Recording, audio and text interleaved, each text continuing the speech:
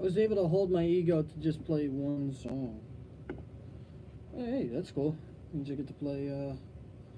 Means I get to play Black and Yellow. Hey, Mom. Means I get to play Black and Yellow as one of my go-to songs. I might do Black and Yellow Kryptonite. That's actually a good combo. Whoa. Set that to auto. Black and Yellow.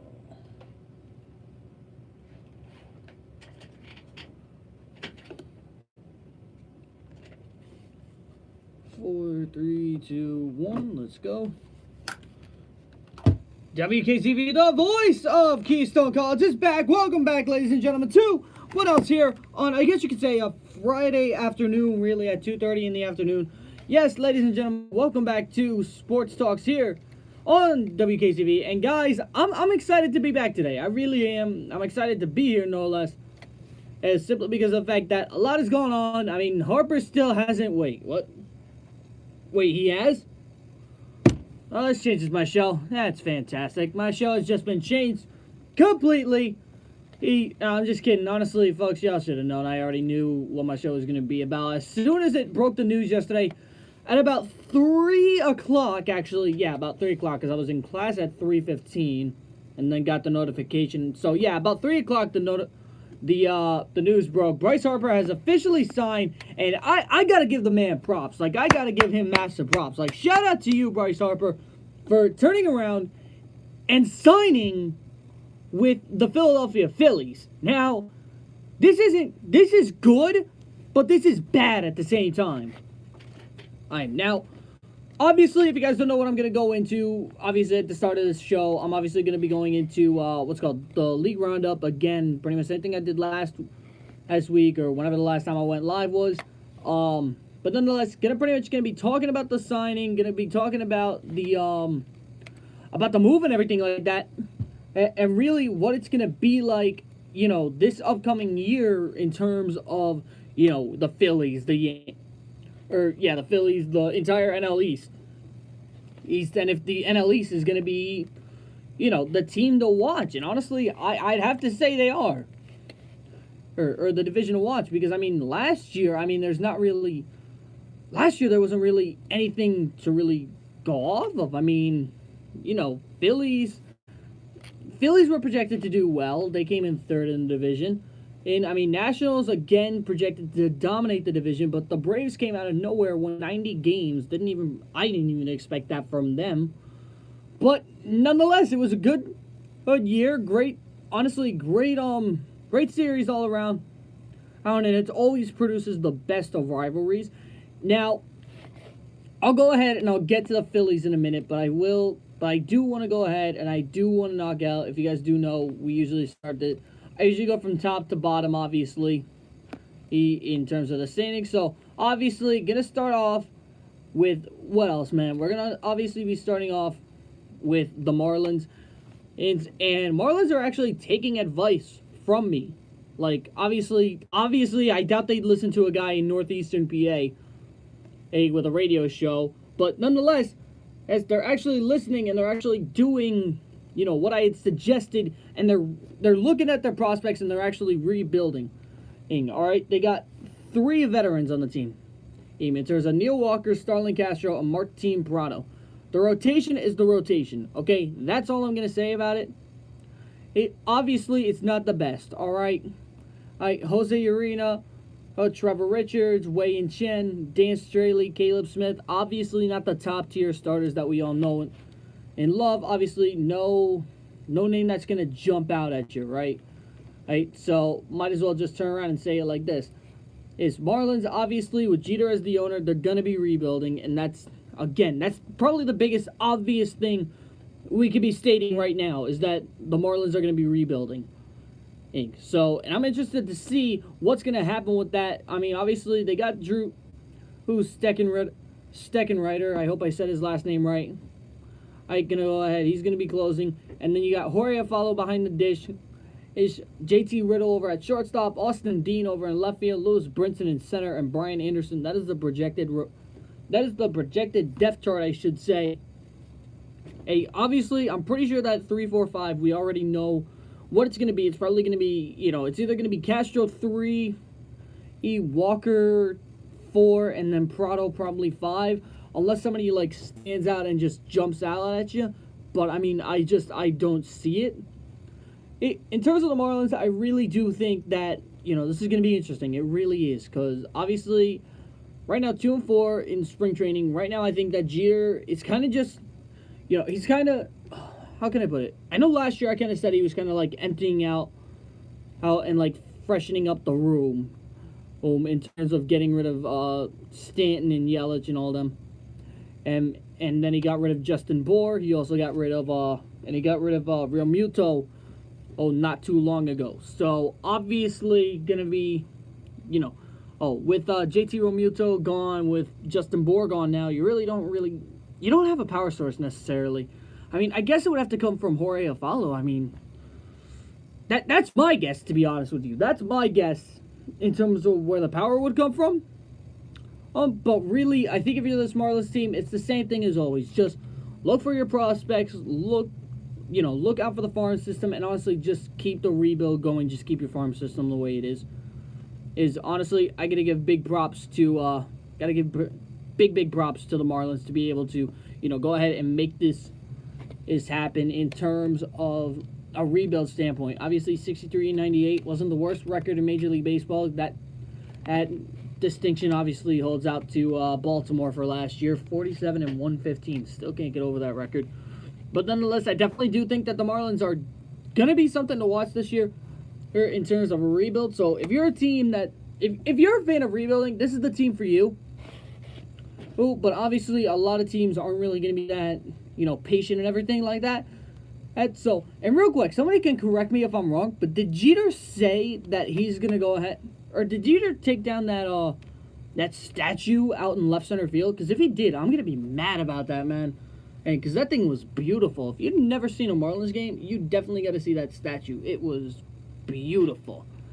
All right, nonetheless, then we're gonna go ahead and let's talk about a couple teams that I think, in my opinion, are gonna be a little bit of red flags, if you will, simply because of the fact that it's not even most of the rotation. It's just, how can I describe it? It's teams that can do well, but will they? That's the question.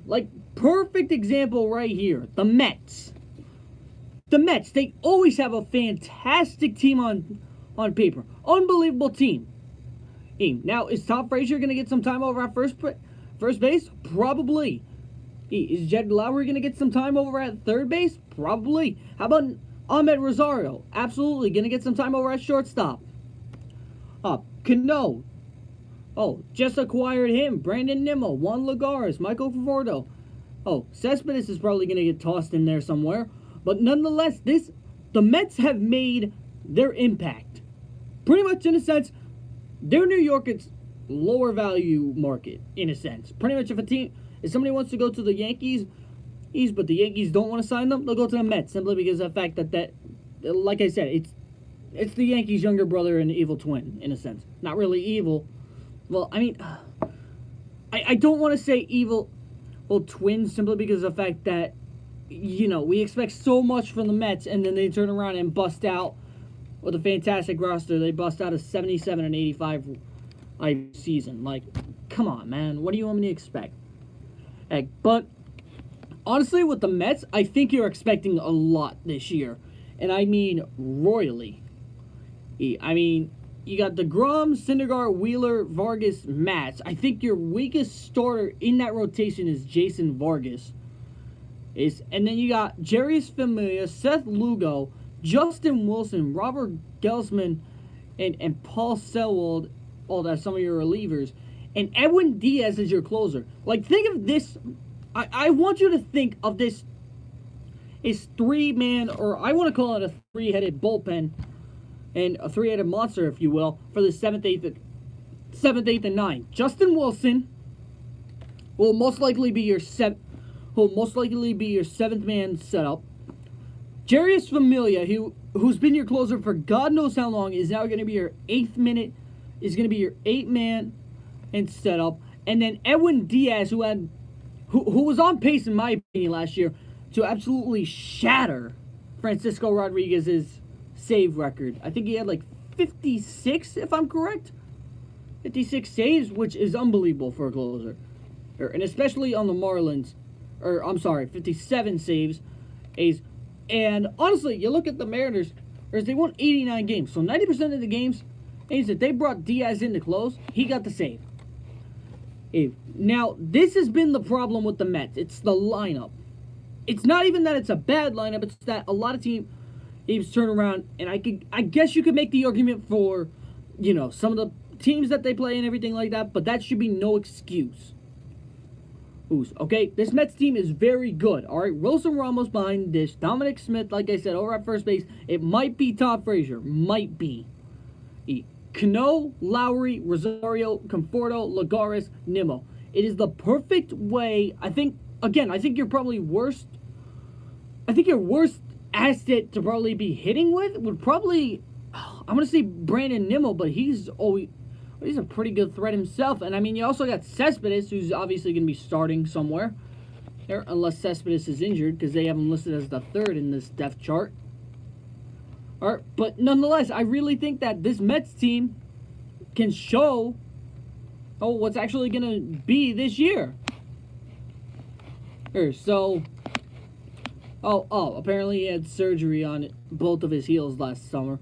And they're saying he will play in 2019.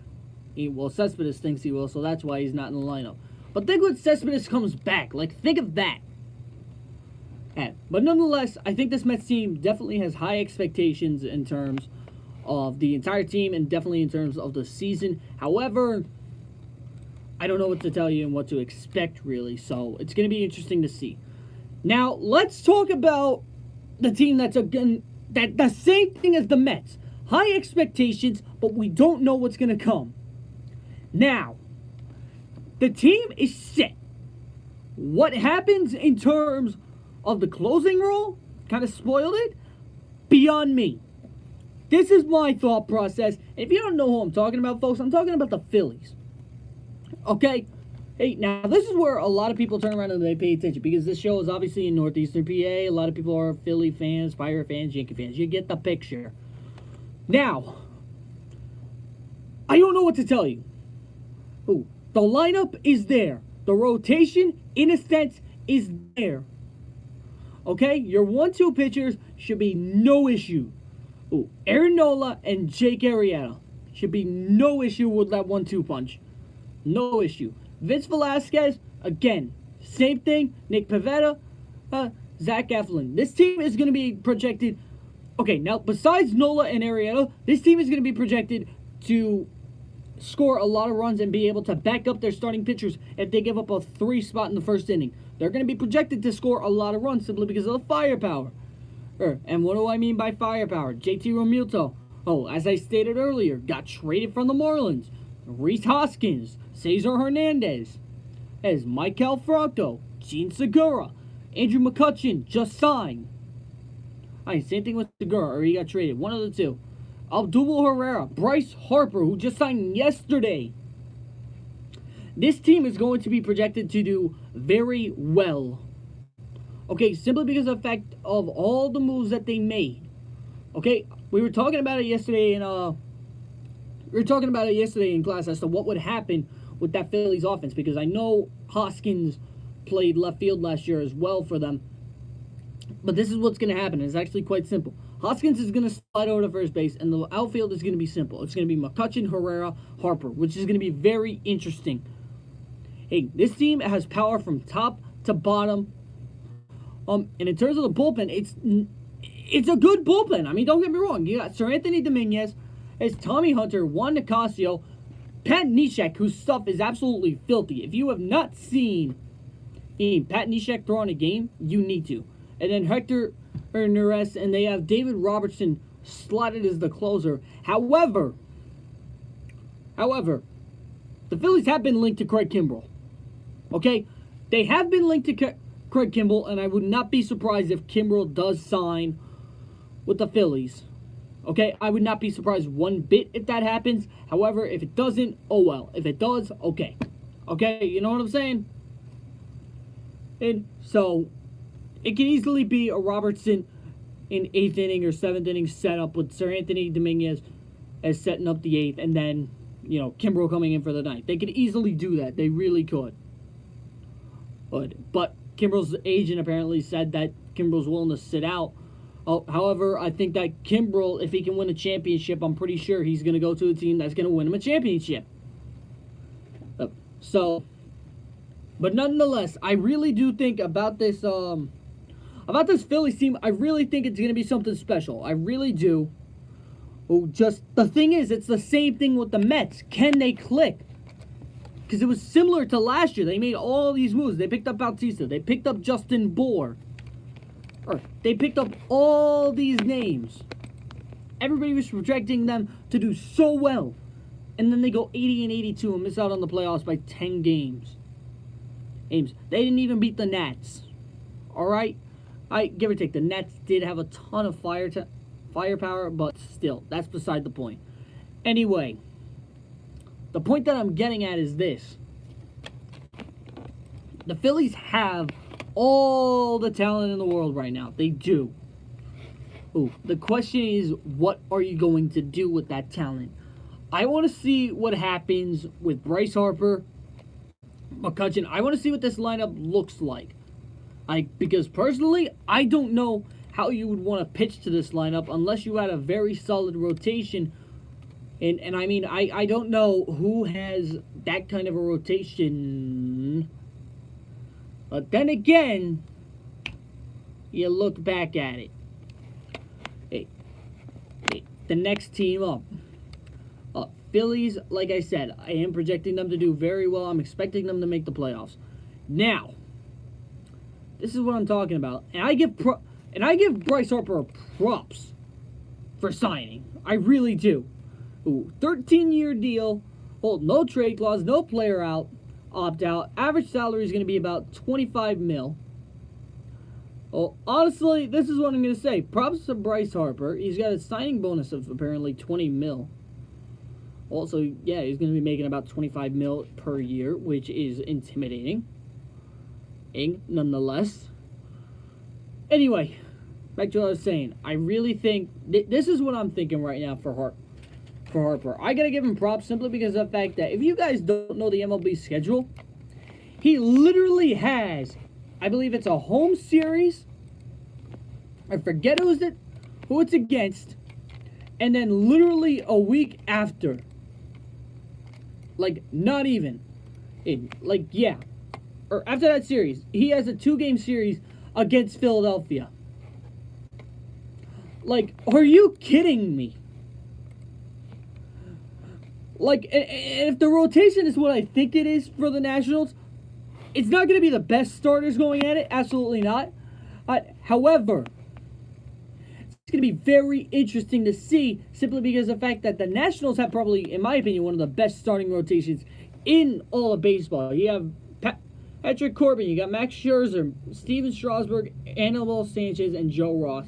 Now, Patrick Corbin was absolutely filthy last year. Same thing. Scherzer, enough said. Steven Strasburg, unbelievable. All throwing gas and everything like that. Anibal Sanchez, need I say more about the guy? Unbelievable stuff with the Tigers and everything like that. Unbelievable fourth man. And then Joe Ross, just a guy that needs to just bust out. And once he busts out, going to be unbelievable. Now the bullpen, I can see where the problem is going to go. You got Justin Miller, Trevor Rosenthal, Wander Serrero, Matt Grace, and Coda Glover.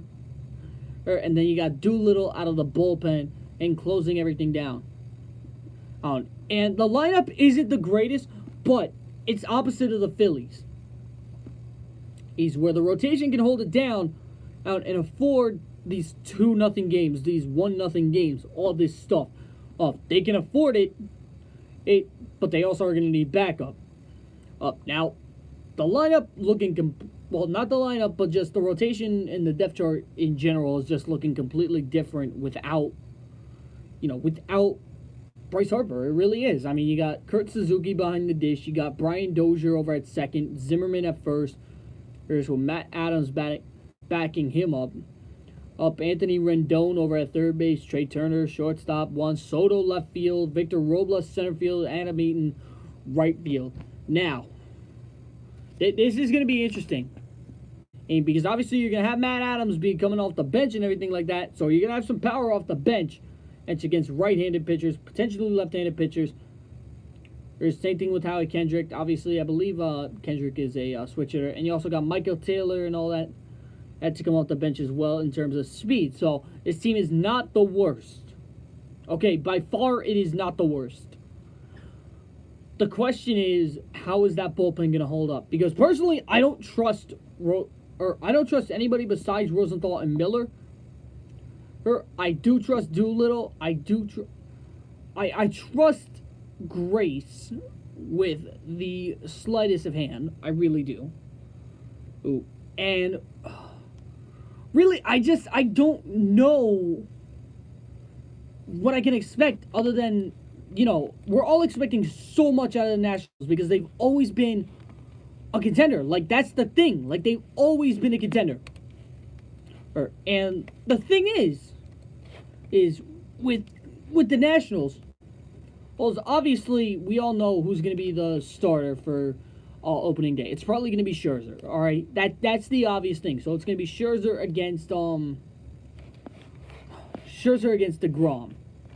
So that's obviously going to be interesting. Then you turn around, and obviously, like I said, if you're the Nationals, you got the rest of that series against the Mets.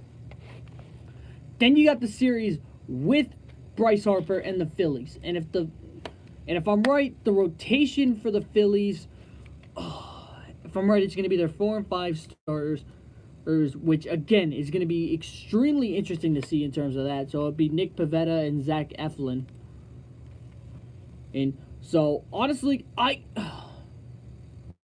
this is all I gotta say. Nationals are projected to do really well simply because of their rotation, and that's what makes it so ridiculous.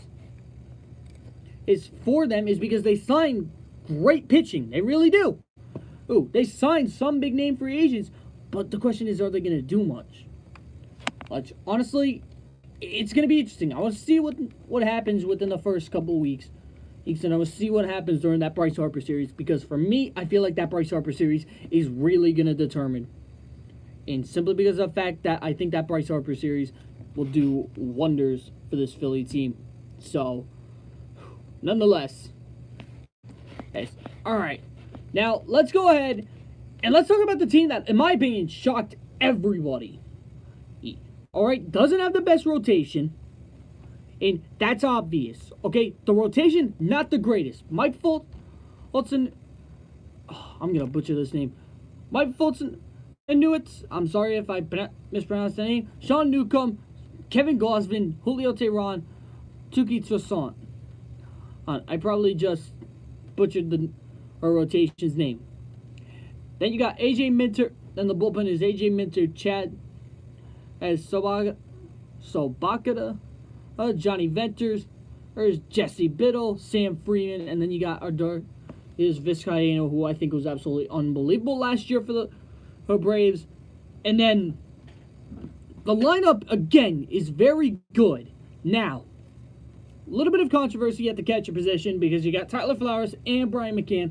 I definitely think McCann's going to get the start, or 9 times out of 10. However, when it comes down to an American League game, do not be surprised if McCann is DHing and they have Tyler Flowers coming off the bench. And you have Tyler Flowers catching. So that's my opinion on that. At first base is going to be Freddie Freeman, obviously probably one of the best first basemen in the game today. Ozzie Albies over at second base, Josh Donaldson, who they just signed. I believe they signed him to a 1-year deal. Well, I could be wrong on that, but I'm going to say it's a 1-year deal. Oh, and then you got Dansby Swanson, who unbelievable. Rookie. Ronald Acuna Jr., Ender Inciarte, and Nick Markakis. And both Acuna and Inciarte, both of them very good defenders, very good with the bat.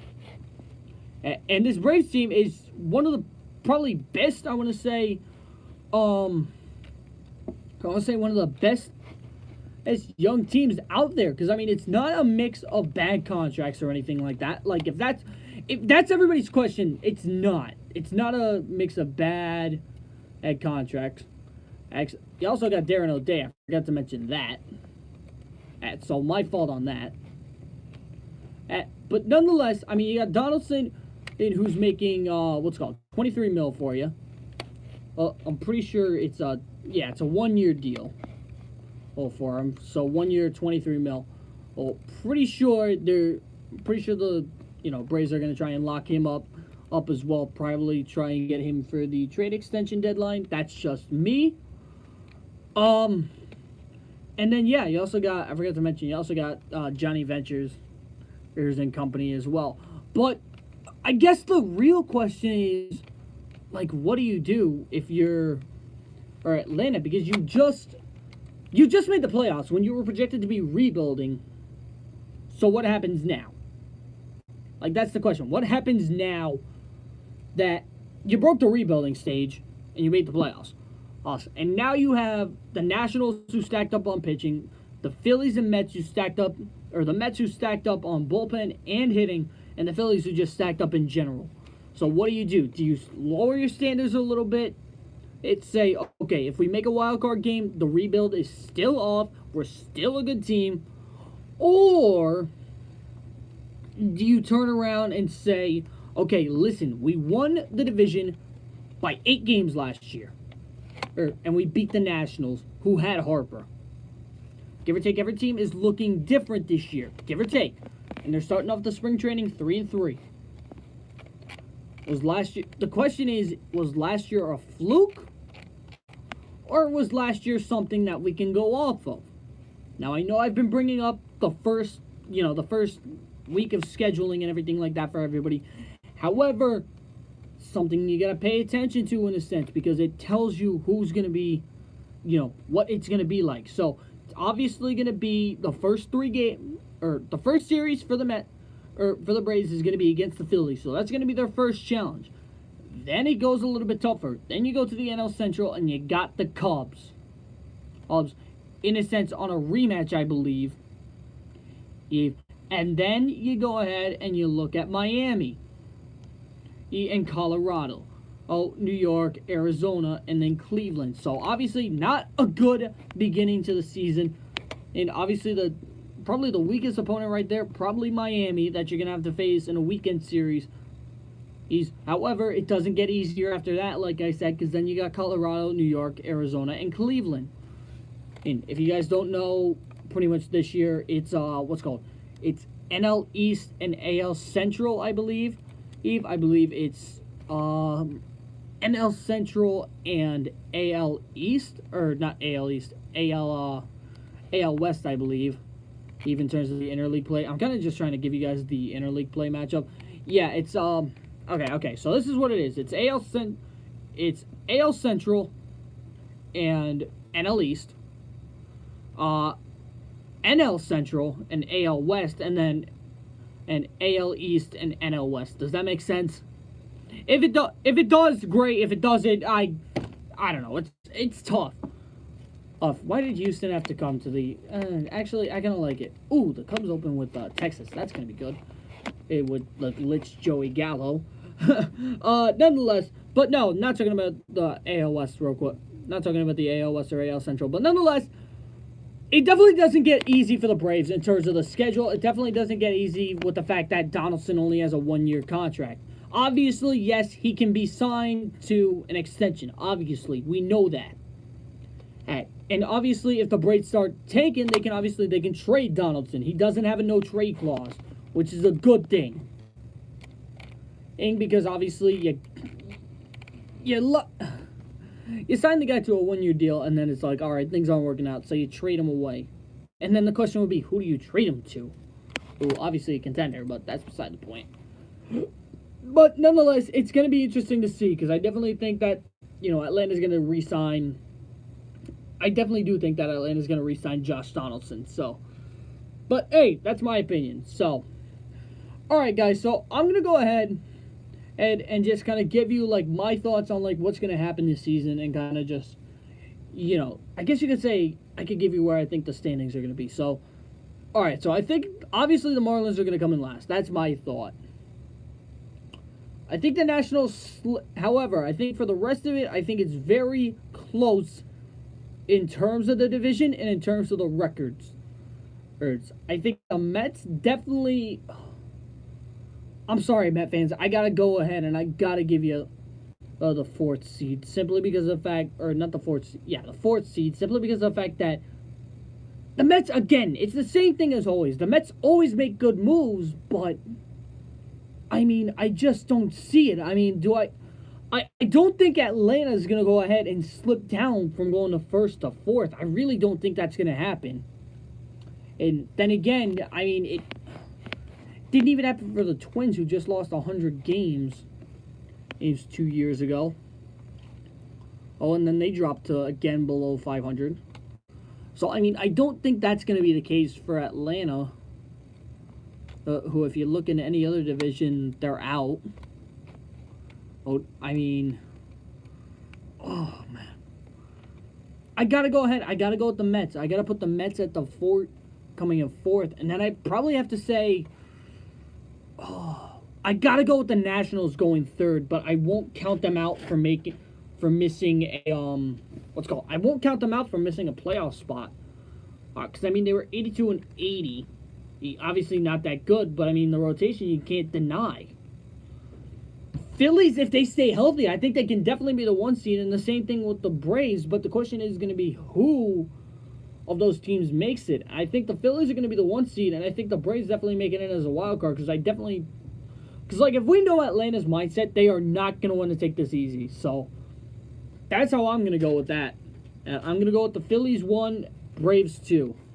Oh, and I just remembered 2 weeks ago, I didn't give you the same thing for the for the AL East, so I'm gonna knock that out real quick for you guys.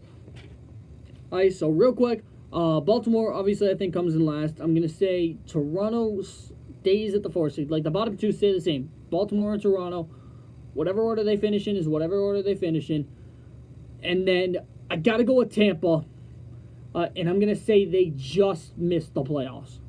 Again, however, I wouldn't be surprised if they make it for a contention. And with Blake Snell. And then I'm going to go ahead and I'm going to say Boston slips to the 2 seed. However, don't be surprised because Boston's done this before where they've turned around and they've actually, they tanked the next year. Or they haven't done the best the next year. So I wouldn't be surprised about that. That's simply because of the fact that, I don't know, that's just me. Yeah, I think the Red Sox will definitely slip to the 2 seed, but I don't think they'll miss the playoffs. The only reason I'm giving it to the Yankees is because the bullpen is a little bit more figured out than the Red Sox, because the Red Sox don't necessarily, and for a lot of people might go at me for this, but it's simply a fact. The Red Sox don't necessarily have a closer. They didn't re-sign Kimbrel. I mean, it's Brazier who's listed right now, so I gotta go with the Yankees over the Red Sox. So pretty much, let me just recap it for my 2 East teams. So, like I said, for the AL East, it's going to be, for me, it's got to be Baltimore, Toronto, Tampa Bay, Boston, New York. Boston making a wild card, New York winning the division. And then for the National League East, it's going to be Miami, New York, or Washington, Atlanta, potentially making a playoff berth, and then Philadelphia winning the division. So, that's my picks. So, alright guys, so I'm going to go ahead, I'm going to turn it over to 2 songs, as always, and then I'm going to come back, we're going to talk a little bit of basketball and wrap this baby up, alright guys? So, guys, make sure you keep it locked here to Wkcv, the voice of Keystone College.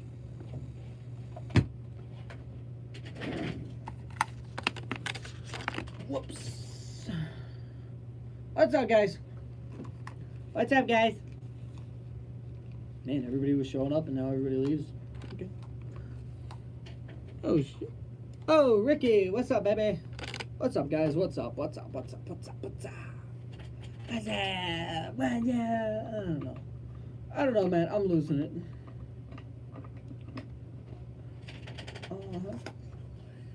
I didn't get to play this song, so I get to play it now. Screaming, that's not when I move out the line like that. Oh, when you see me, you know what I think. put it down from the whip to my diamonds. I'm in. Oh.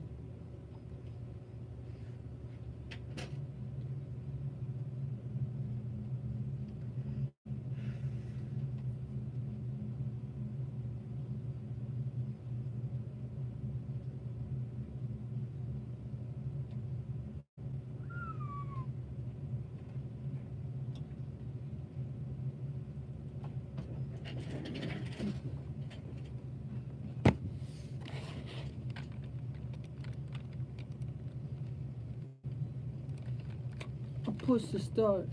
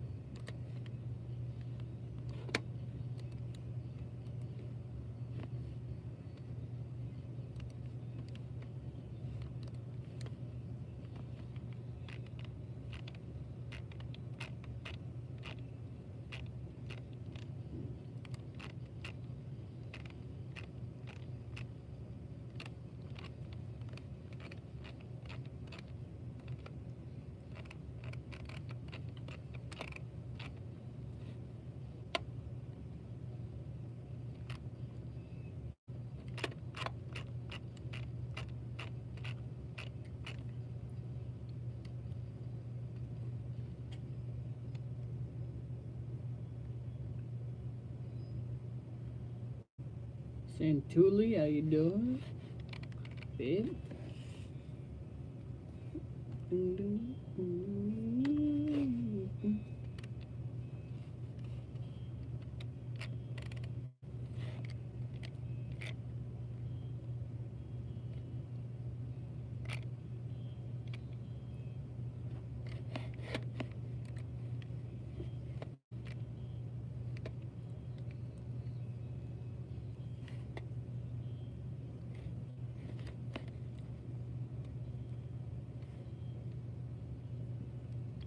What's up, guys? What's up?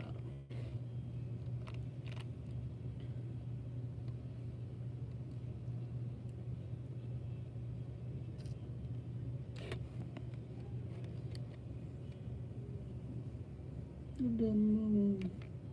After all, I knew that to be something to you do. I really don't mind what happens now is there.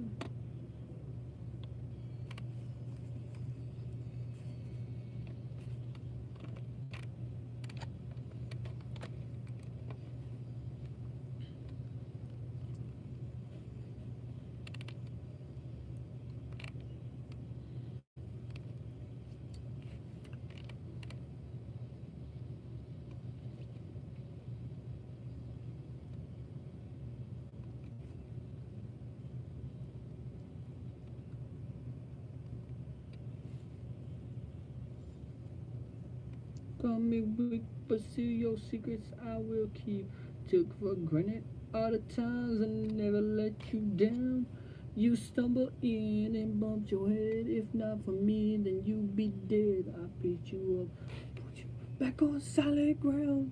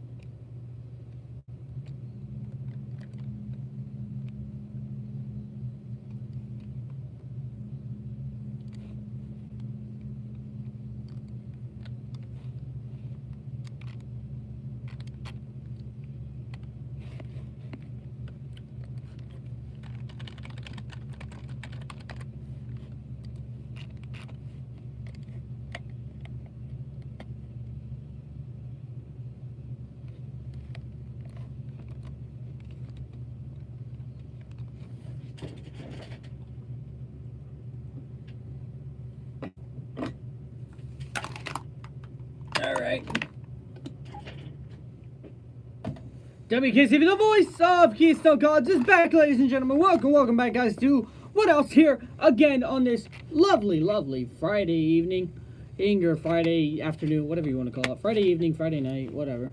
Nonetheless, ladies and gentlemen, guys, welcome back to Who Sports Talks, guys, and jumping into the NBA season, hopping in right now. Honestly, I'm happy. I'm happy about the NBA season. I'm happy what's coming too, and everything like that. I mean, it's been interesting because the Eastern Conference isn't being dominated by the Cavaliers. There's LeBron James again, and the Western Conference is actually kind of out there. In terms of the Nuggets actually giving the Warriors a run for their money. All right, that's pretty good, is it not? Is it not? Like, seriously, is it not? Like, I'm curious. It is. Because, I mean, if it's good, then yeah. If not, jeez, we're in for a long time. But, anyway. So, talking about the NBA, and honestly, I kind of want to hop in on a quick topic real quick as to what should be, the MVP race. I guess you could say, right? Right, yeah. So, nonetheless, I want to talk about I want to talk about who the top 3 should be. Okay, now hear me out. Or actually, I want to talk about who the top 5 should be and like who should be in and who I think is possibly getting snubbed in my opinion. And honestly, I think y'all know who it could be that's getting snubbed. Now, obviously, looking at Giannis Antetokounmpo, obviously having an unbelievable season as a stretch, I guess you could say stretch forward, stretch go. I mean, because he's played center, he's played power forward, small forward, shooting guard, and point guard. He's played every position virtually. The numbers are fantastic. 27-2, 12-7, 27.2, 12-6 with 1.4 steals and 1.4 blocks. Real quick, if you don't know what the 12.7 and 6 was, it was 27 points, 13 rebounds. You round up because that's 12.7, so 13 rebounds a game. And then 6 assists, and again the 1.4 steals and blocks. Ox obviously listed as number 1. Then you got his opposing figure, I guess you could say, the man who you can make the argument for.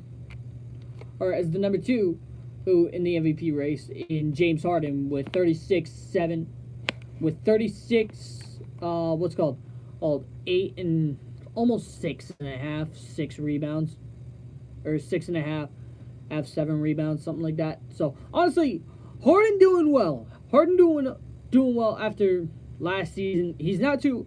The thing about Harden that makes him so good is that he's not really worried about the MVP. He wins it. That's been Harden's MO for God knows how long. So it's definitely going to be interesting to see. I definitely do think that these two are going to be fighting it out for, the final MVP spot, if you will. So now, Paul George, OKC Thunder, are definitely having a big year this year. 28 points, 8 rebounds, 4 assists, 2.3 steals. He definitely has found himself in the MVP running, and really, he's proved himself. He really has. He's coming out of his shell in OKC, and it's honestly, that's saying a lot, because you got to team up with Russell Westbrook. And this isn't taking a shot at Westbrook. So before anybody jumps at me for taking a shot at Westbrook, I'm not. Just know this. I think that George can definitely, he's brought himself out on his own. But with Westbrook, it's helped out a lot. Because Westbrook is a reliable scorer that you can obviously go to and get a lot of help from him. You got Steven Adams as your center. Really, Paul George actually has a legitimate team, if you will. I definitely think that, George is enjoying himself 100%. He knows what to do, and he's got even Nerlens Noel as well. So obviously, OKC, everything clicking for Paul George really well. Then you got Steph Curry at the number 4. This is kind of where I have a little bit of a problem with it, simply because of the fact that I do think that, you could show a little bit more respect, in my opinion, to Nikola Jokic. It's simply because of the fact that, obviously, the Nuggets are not the greatest team in the world. However, the man's going 20 points, 10 and rebounds, 7 assists for a center. Like, that you don't say that every day. 7 assists for a center. So, I honestly think that Jokic should definitely, be up there in terms of the MVP voting. And I don't think that Curry should be in the top 4. Yes, give or take the numbers of 28 or 29 points, 5 assists, 5 rebounds, 1.2 steals. Yes, I'll give him that. But I don't think that Curry, I don't think that Curry should be in the MVP race. And call me a hypocrite for this, I don't care. It's just, honestly, it's my opinion, folks. I think that, the Warriors, obviously, you are going to have a lot of points scored simply because of the fact that you have 5 All-Stars on the team. You can't double everybody. You got to play man-to-man, so everybody's going to be up in scoring. And you got Embiid, who's 7 and 13 and 4 assists, 2 blocks per game, which I think is going to be interesting. And then the next 5 are Durant, LeBron, Jokic, who's listed as 8, but I think he should be higher. Kawhi and Kyrie. And then for another 5, it's going to be Davis, Lillard, Mitchell, Russell, and Westbrook. Now, here's my question. And a lot of people get at me for this, and I understand that, but in a sense, it makes sense. Where's Devin Booker? Like, it's a legitimate question. It's a legitimate question. And I just want to know. Simply because of the fact that I think the kid's been doing really well this year. How can I put it? The guy, 25 points per game, 4 rebounds, 7 assists per game. And really, I just think that Devin Booker needs a little bit more respect. You know what I'm saying? It's simply because of the fact that, now, give or take, his team does not help him out at all with the record. 12 and 50, obviously not helping him out at all. However, I think that, that shouldn't be a concern when it comes down to the MVP race. It really shouldn't. If we're worried about a team's record, because you look at the teams or the people who are in the top 5 for, for the, what's called? You look at the teams that are in it, and you look at the players that are in it. Giannis with the Bucks. Obviously, yes, I'm going to give Giannis, George, and Harden the credit. Because they're actually doing well. But Giannis, Bucks, first place. Harden, Rockets, in 5th in the Western Conference. Thunder, 3rd in the Western Conference. And then you go ahead and you look at the next two.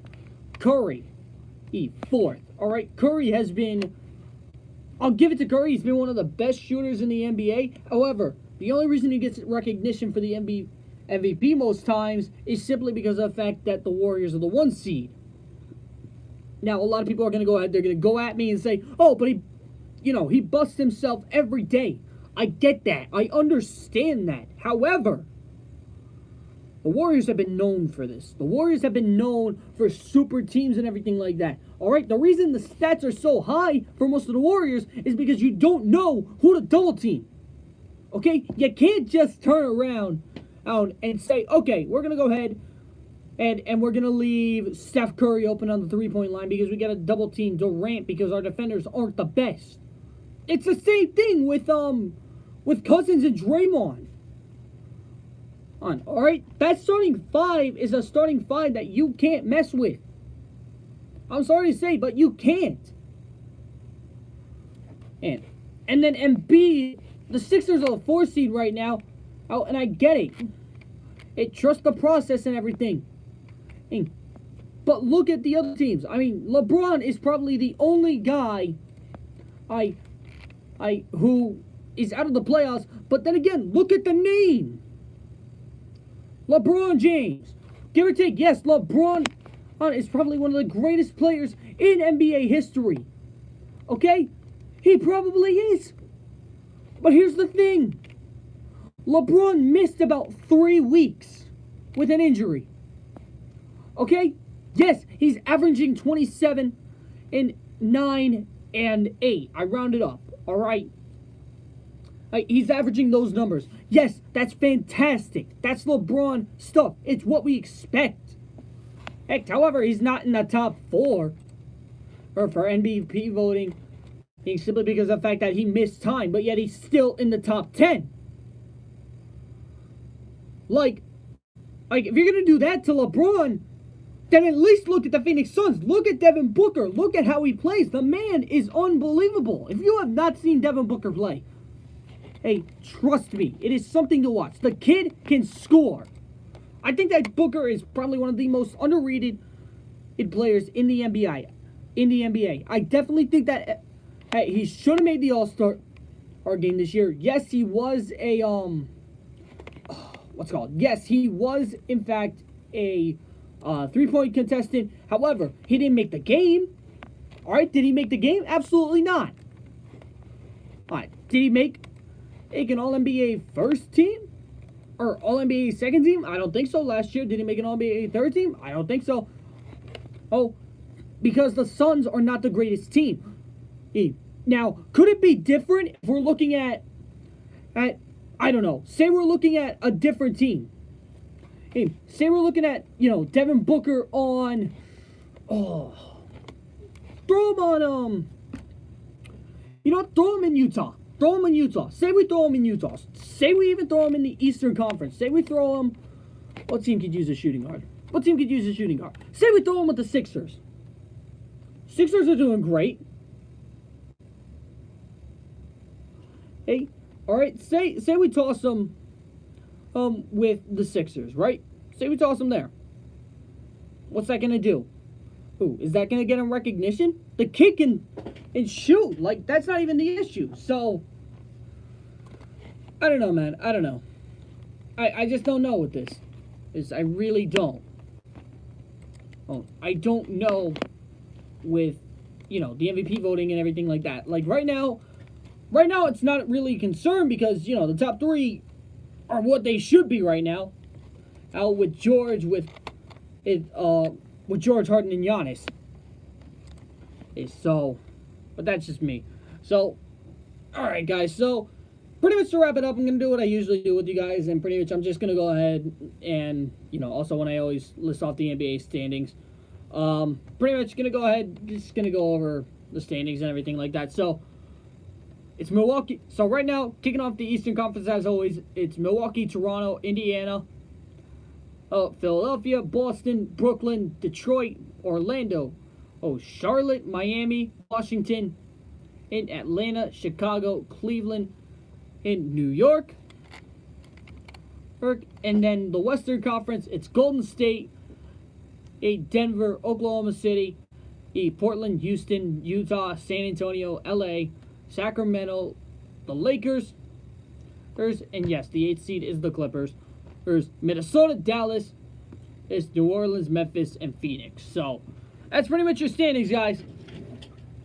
But alright, guys, so pretty much, like I said, gonna wrap it up right now, guys. So, and just kind of like, leave it off on that note and everything like that. But nonetheless, guys, thank you guys so much for tuning in. I definitely do appreciate it. Guys, make sure you keep tuning in these next couple weeks because we are going to start paying attention to college basketball because obviously college basketball is going to be wrapping up very soon, which means March Madness is just around the corner. So we're going to obviously be keeping an eye out on that. I believe next week is the last week for,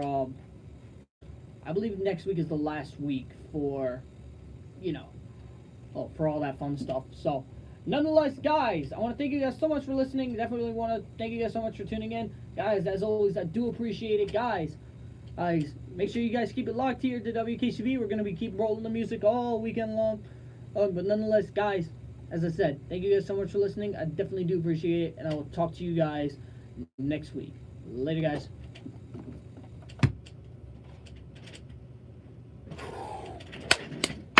Alright, got that done. What's up, Jarrell? Oh, did I say MBI? No, I said NBA. I'm pretty sure I said NBA. That's what I think, but who knows? So nonetheless. Oh man. It was a good show. Sorry I didn't go on last night. I kinda had a thing last night. So had that knocked out. Probably switch this over to auto. Alright, so I'm gonna go ahead. Let me wrap it up with you guys real quick. So, or let me also just put these headphones away because I also gotta get to practice. Doing fun stuff today. Alright, let's wrap this baby up.